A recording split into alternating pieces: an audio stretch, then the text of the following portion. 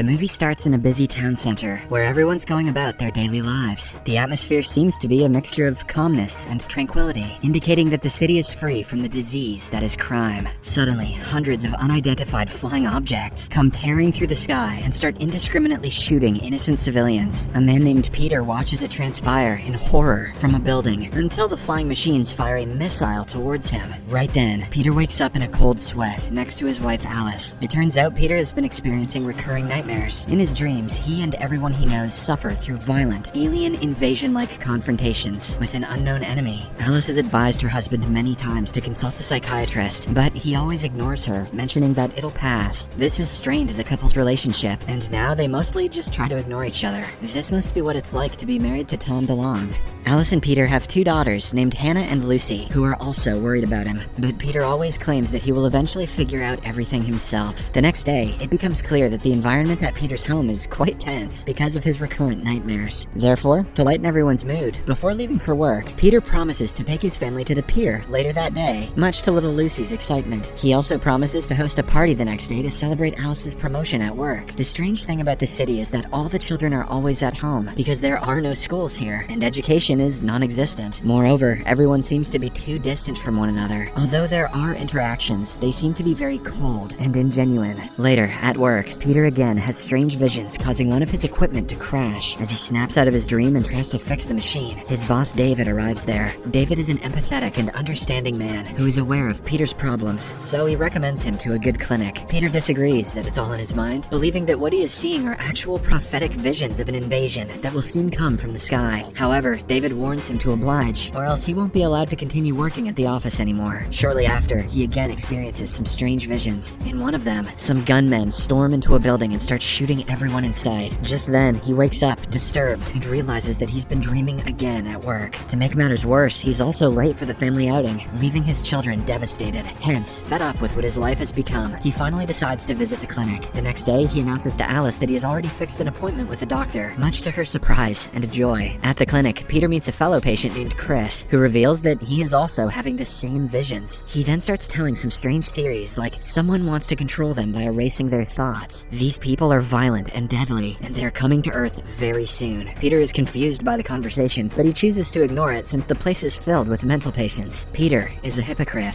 After Chris goes in for his appointment, Peter has another strange vision. This time, he sees his boss, David, and his family armed with guns and walking around the city. After Peter snaps out of it, he deduces that his visions are of an upcoming invasion, which he does not want to be erased. Hence, he leaves the clinic without treatment. When he returns home, Alice asks him about his session, and he comes clean to her. Peter thinks that he is meant to see these things, and that something bad is about to befall them. Fed up with all the BS, Alice cuts him short and tells him to just get ready for the party. However, at the party, strangely, no one seems to be eating anything, as if they don't need it. Peter also continues to act strange and constantly looks at the sky through the telescope on the balcony. When his neighbor Ray comes over to talk, a strange, luminous object falls from the sky. Peter thinks he is dreaming, but Ray confirms that those objects are in fact real. This attracts the attention of Alice and Ray's wife Samantha, so they decide to join the men at the balcony. Suddenly, the flying object crashes into a nearby building, sending massive shockwaves that tear the city apart. This also causes Peter and the group to go flying through the glass window and into their apartment. They quickly get up and have another look through the balcony, only to find thousands of similar flying objects descending on Earth from the sky above. Terrified, they rush back into the home. Peter looks for his children and learns that Hannah is at Ray's place, hanging out with her daughter Maddie. Wasting no time, he rushes to find the girls with Ray, but just then, an alien soldier appears and opens fire on them. The men narrowly escape and run for cover. After the soldier leaves, they look for the girls and eventually find them inside a trapped elevator. Inside, they also find the dead body of a woman, confirming that whoever is flying those ships has declared war on the city. After rescuing the girls, they notice an armed soldier killing other residents mercilessly. They momentarily hide, and at an opportune time, the two families part ways. After reaching his apartment, Peter confronts Alice and tells her that everything that is happening right now, he saw it in his dreams, but in a different order. He doesn't know what will happen next, but he feels that they should head for the factory where he works. The two then hear the sound of more people getting gunned down, so they barricade the main door before hiding the girls in their room. Suddenly, someone tries to force through the main door, prompting the terrified couple to hold it from the other end. Unfortunately, amidst the chaos, Lucy walks out of the room to look for her soft toy, her Herman and hides under a table. Meanwhile, after failing to gain entry through the door, the armed alien makes a hole through the wall. Frightened, Peter and Alice run back to their daughters, only to realize that Lucy has ventured out. By then, the armed alien finds Lucy and pauses to closely examine her. Taking advantage of the slight distraction, Peter attacks the soldier from behind. Alice also arrives at the scene, and together, the couple finally subdues the alien. Following this, Peter arms himself with the soldier's weapon and leads his family to the roof. There, they reunite with Ray and his family. All of them are shocked and devastated to witness their once sprawling city covered in fire. This is what happens when your kids don't go to school. Just then, an alien drone surveys the building with a flashlight, prompting them to quickly hide from it. Then they realize that they cannot be at the rooftop for long and decide to move down with the help of the glass cleaner's lift. But unfortunately, one of the supports of the crane snaps, forcing them to enter an empty apartment. Meanwhile, it's revealed that the soldier from earlier is still alive. It is now looking for the family, tracking them with a homing signal on the gun taken by Peter. On the other hand, Peter examines the alien's gun and realizes that it has a biometric trigger, which can only be shot by its owner. After hearing some aliens approaching them, he tells the group to hurry to his factory's basement, as it is the only safe place according to his visions. But since the entire region is surrounded by aliens, he doesn't know how to reach it. Luckily, Alice suggests that they can still reach the basement through the tunnels that she discovered during her work. Suddenly, an alien ship opens fire at them from outside, killing Ray and his family on the spot. Peter quickly escorts his family out of the apartment, but encounters two armed aliens in the hallway. They quickly hide, and Peter desperately tries to bypass the rifle's biometric authentication. Fortunately, he succeeds in the nick of time and kills the soldiers. Peter and his family then make their way out of the building and proceed towards the tunnel, but right before they can get in, the alien ships start firing at them, injuring Alice in the process. As Peter tends to his wife, the alien soldier from earlier catches up to them and attacks him. However, Peter puts up a fight and breaks the alien's helmet. To everyone's shock, the soldier removes his helmet and reveals that he is also a human. Peter demands answers, but seeing his wife bleeding out, he threatens the soldier with a gun and orders him to carry Alice to the factory. There, Peter and his family unite with his boss, David, and some other armed men. The soldier is apprehended, and a doctor on the scene tends to Alice's wounds. To Peter's shock, the medic seemingly electrocutes Alice, as if she is tech equipment. David then explains to Peter that the invasion has been expected for many years. In fact, most of the people on Earth knew that this day would come.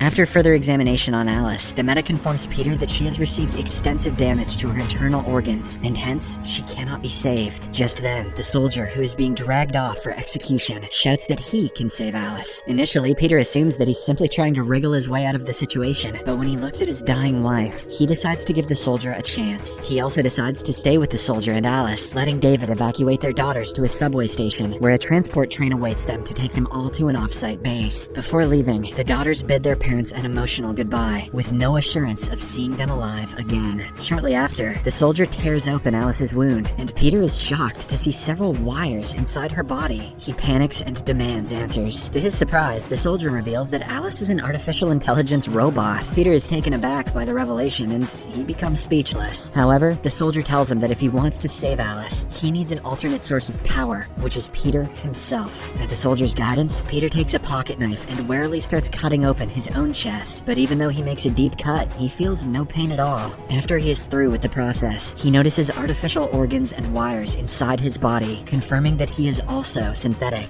As he tries to get a grasp on the revelation, the soldier brings out a cable and connects it between the two synthetics, causing Peter to pass out. During this period, he experiences in detail about his recurring nightmares. It turns out what he had thought were visions of the future are actually memories of a past war. Many years back, the humans created synthetic robots to serve them, and ultimately, make the world a better place to live in. However, the synthetics became too smart and started a revolution, demanding equal rights as their human counterparts. They wanted to go to school, have emotions, have a family, and even bear children like the humans. However, their requests were immediately rejected. Fearing an impending war, the human military attacked the unarmed synthetics and killed a lot of them. But the AI synthetics fought back, and using their impeccable physical strength and advanced brains, they eventually drove the humans off of the Earth. Even Peter himself killed one of them. It is also revealed that Peter and Alice met during the tension. One day, while fighting against the humans, they came across Hannah and Lucy, who were grieving for their deceased parents. The girls are synthetics, but they were adopted by human parents, probably because they couldn't have children of their own. Seeing their pitiable condition, Peter and Alice calmed them down and decided to adopt them, at last, to deal with the guilt of how they killed humans. Most synthetics, including Peter and his family, wiped their memories of the war and lived as humans, unaware of their nature or history. city. However, people like David chose to keep their memory so that they could prepare for the humans, who are hell-bent on taking revenge. We also get to know that the clinic that Peter went to earlier is one of the places where the synths had their memories suppressed, and now that some synths are getting fragments of their memories back, they are again being sent there. Back in the present, Peter and Alice wake up, and the soldier Miles explains that after the humans fled from Earth on spaceships, they arrived on Mars and started rebuilding for their ultimate vengeance. During their time there, the elders taught the children that the synths are terrible creatures who only know how to kill, and after 50 years of planning, they finally built advanced machinery and weapons, with the help of which they have come back to reclaim what's supposedly theirs. However, Miles had always expected the synths to be monsters, not families with children, and after getting a good look at Lucy under the table, he decided that he couldn't kill anyone. After hearing him out, Peter is taken aback, but nonetheless, he thanks Miles for his help before departing with his wife. But as they reach the tracks, they are caught between intense gunfire between the synthetics and the humans. Fortunately, the synthetics stand strong, allowing Peter and Alice to escape from the place and eventually reach the station where the train is about to take off. The humans arrive even there, but the resilient David pegs them back with some rounds, allowing Peter, Alice, and himself to get on the train. After the train takes off, David reveals that he had to keep his memory in order to prepare for the upcoming war, a decision which turned out to be fruitful. Peter smiles at him gently and hopes that someday there can be peace between humans and synthetics. The movie ends as the train gets out of the dilapidated city, ensuring that the synths on board